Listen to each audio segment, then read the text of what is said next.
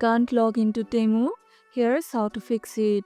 First, ensure that your login credentials, your email or password are correct. If necessary, click on Forget Password to reset your password. If you are logging in with social accounts like Google or Facebook, make sure your connection to these accounts is intact. If you are using two-factor authentication, ensure you have access to your phone or email to receive the verification code. Finally, try reinstalling the app or using a different device to log in. If the login problem persists, check for server issues with Temu or update your app. And that's it. You should be able to log in now. If this video helped, hit the like button, share it, subscribe, and leave a comment. Thanks for watching, and I'll see you in the next one.